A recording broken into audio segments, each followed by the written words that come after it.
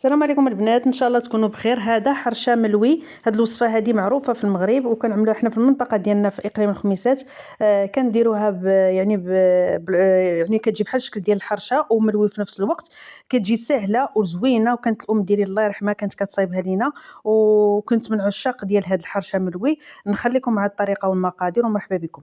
بالنسبه للمقادير كنحتاجوا السميد اولا دقيق الفرخه، وكنحتاجوا 250 غرام، وكنحتاجوا 250 غرام ديال الدقيق الابيض، انا هنا عملت الاصفر، شويه ديال السكر، شويه ديال الخميره ديال الخبز، وكنحتاجوا الملح على حسب الذوق ديالكم.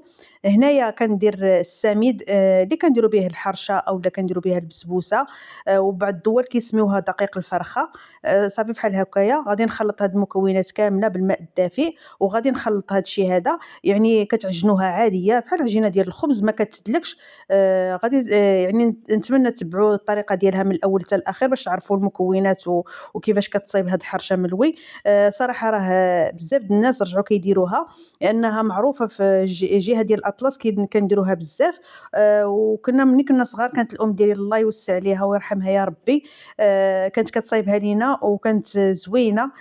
والحمد لله يعني بزاف ديال هاد الناس كيصايبوها حتى هما. يعني كيعتمدوها، كتجي حسن، يعني ما كتجي لا مزيته لا والو. المهم بالنسبه للعجينه ديالها كتعجنوها عاديه، ما كتدلكش. يعني كنخليها في المرحله الاولى كترتاح، من بعد عاد ندلكها باش هكا هي كتعطيكم الطوع وكتجي العجينه ديالها يعني سهله. صافي البنات بحال هكا. المهم دلكوها، ومن بعد غادي ناخذ الزيت غادي ندهنها وغادي نخليها ترتاح. هنا البنات كما كتشاهدوا درت ليها شويه ديال الزيت، غادي نغطيها بالبلاستيك الغذائي وغادي نخليها ترتاح. قد ما كترتاح كتعطيكم نتيجه مزيانه.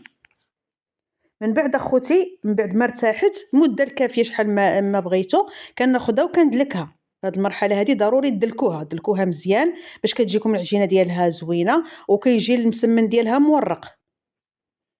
صافي البنات دهنوا ملي غادي تدلكوها غادي يعني ملي غنساليها من الدليك دلكوها مزيان صافي. من بعد غادي نشكلها كويرات، وكما قلت لكم الا بغيتوا تضعفوا المقادير لكم الاختيار، انتم على حسب ذوقكم. هانتوما البنات بحال هكايا. انا هنا درت تقريبا شي 3 ديال المسيمنات كديروهم قادين. صافي هنايا غادي نكورهم. هانتوما العجينه ديالها كي مرخوفه ويعني كتبان لكم بحال راه يعني مدلوكه. المهم قرصوها، وغندهنها عاوتاني بالزيت وغادي نخليها ترتاح. صافي البنات بحال هكايا كما كتشاهدوا. المهم يكونوا الكويرات متساويين، ولا بغيتوا تضاعفوا المقادير لكم الاختيار نتوما وعلى حساب اللي بغيتوا. الا ضاعفتوا المقادير غتخرج لكم كميه مزيانه، وهكا نيت تبقى لكم في الثلاجه ملي تبغيوها كتسخنوها صافي وكتاكلوها ان شاء الله بالصحه والراحه. صافي البنات هنا كما كتشاهدوا غادي نكورها وغندهنها بالزيت وغنخليها ترتاح. صافي هنا كانت بانت لي هاد الكويره شويه كبيره غنقص منها. من بعد كتحتاجوا الزبده ديال الاكل. كناخذوها كندوبها مع الزيت، القياس على حسب العجينه، الا كان خاصكم عاوتاني كدوبوها. صافي البنات بحال هكا كما كتشاهدوا. من بعد غادي ندهنها بالزيت وغادي نخليها ترتاح. كما قلت لكم قد ما كترتاح راه النتيجه ديال العجينه كتعطيكم نتيجه مزيانه. صافي غادي نغطيهم وغادي نخليهم يرتاحوا. من بعد البنات منين ارتاحوا غادي تشوفوا كيفاش يعني العجينه ديالهم. صافي البنات بحال هكايا غطيوهم باش يعني ما تتكونش القشره. ها انتم البنات هنايا هي مرخوفه العجينه يعني ارتاحت. صافي من بعد كناخذ الزبده مذوبه درت معاها شويه الزيت، وكنحتاجوا السميده. هنا كندهن سطح العمل بالزيت. من بعد كناخذ العجينه الاولى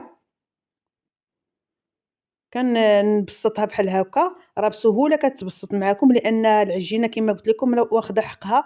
يعني ارتاحت مزيان هكا باش كتعاونكم في الخدمه وما كتعذبوش. صافي كتطلقوها بحال هكايا. من بعد يعني كطرقوا ديك الجناب. صافي مباشره كنرش بالزبده اللي مع الزيت، وكنرش بالسميد. كديروا على شكل بحال داك الشكل ديال الرغيفه، ولكن حنا غنردوها مسمن. صافي هنايا كترشوا بالزبده وكترشوا بالسميد صافي، وكديروا لها بحال هكا بحال غديروا شي ظرف. هانتوما هاد الشكل هذا، وكتجيبوا الطرف الثاني الفوق وكتجبدوا. ولا بانت لكم العجينه يعني ما كتعاونكمش، خليوها ترتاح واحد شويه صافي مباشره يعني قرصوها راه غادي تقرص معكم وغتعاونكم. صافي هنا ضروري كدهنوا وكترشوا عاوتاني بالسميد. صافي البنات بحال هكايا. من بعد كناخذ الطرف الاول ويعني وما كنزيرش، يعني ضروري ترخفوه باش هكا كيجيكم هاد مسمن زوين. صافي بحال هكا هانتوما غادا، وكنلوي حتى كنوصل للاخر، ومن بعد ديك العجينه كندخلها في الوسط. صافي البنات بحال هكا راه كيجي واحد المسمن ديالها مورق وغزال. صافي دخلوا ديك العجينه تما ومن بعد كتوقفوها حتى انا ما بغاتش توقف، خليوها واحد شويه ومن بعد وقفوها راه غادي توقف معاكم، لان كتكون العجينه يلاه صايبتوها. صافي نفس الشكل غادي نديروا العجينه الثانيه.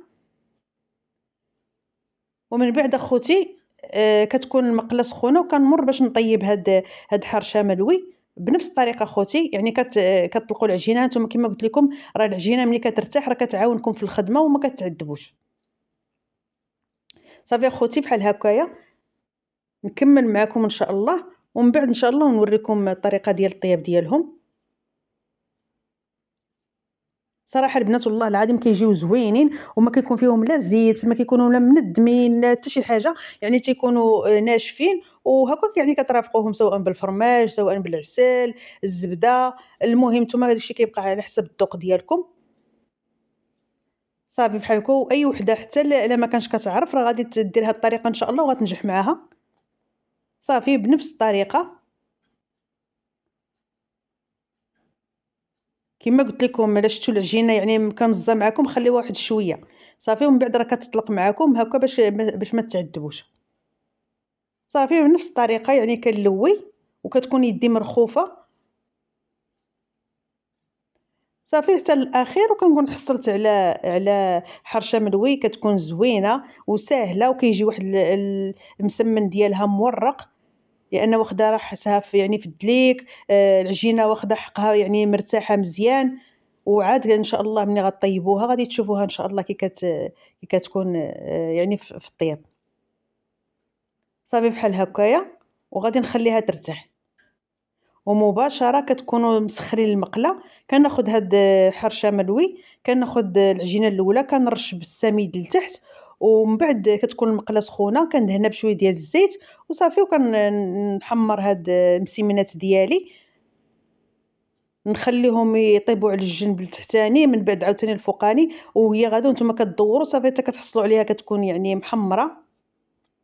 المهم هنايا راكم عارفين يعني كتاخذوا هاد العجينه هادي يعني كتطلقوها صافي، وكتكون المقله سخونه كترشوا بشويه ديال الزيت، ومن بعد حدا تشدراسه كتقلبوها صافي حتى كتبان لكم كتحمر، وكتبقاو غاديين وكدوروها من كلا الجهتين صافي حتى كتبان لكم راه تحمرات وخدات اللون الذهبي صافي وكتكون جاهزه. صافي المهم في الطياب راكم عارفين عطيوها الخاطر ويعني وخليوها تحمر على خاطرها، ومره مره دوروها باش كتحمر كامله. صافي البنات وهكايا الناس ملي كتوجدوها ملي كتحتاجوها كتخرجوها وتسخنوها راه كتجي غزاله غزاله البنات. صافي قلبوها على الجهه الاخرى ويعني عطيوها الخاطر صافي ودوروها، غادي تحمر من كلا الجهتين وكتحصلوا عليها كتجي رائعه الخوت والله العظيم كتجي زوينه. راكم عارفين مسمن كيكون بعض المرات فيه شويه الدهون، اللهم ملي كديروا حرشه ملوي راه ما كتكونش مدسمه، يعني كتكون ناشفه وفي نفس الوقت كتجي زوينه. صافي البنات بحال هكايا هانتوما كتحمر بداو دوروها باش كتحمر على توزع عليها يعني العافيه. هانتوما كيجي مورق. صافي البنات ها هي كيفاش تحمرت كتجي شهوه منها، ومن بعد كتكون طابت ضروري اخوتي كنديروا ليها واحد الحاجه ضروري كنحلوها. راكم عارفين ملي كطيب ضروري كنديروا لها بحال هكا باش كيتحل صافي، وكتاكلوها بالصحه والراحه. وان شاء الله يعجبكم هذا الفيديو البسيط والسهل، واللي ان شاء الله جرب الوصفه يخلي ليا في التعاليق وبصحتكم وراحتكم، وإن شاء الله نتمنى لكم التوفيق، ونتمنى لكم إن شاء الله فرجة ممتعة، ويعجبكم هذا الفيديو البسيط، تقدموا هاد الحرشة ملوي لأعز الناس عندكم. ما تنساوش بواحد لايك واشتراك فضلا وليس أمرا. ها انتم اخوتي راه باقي سخون كيحرق وكيجي مورق، وبالصحة والراحة.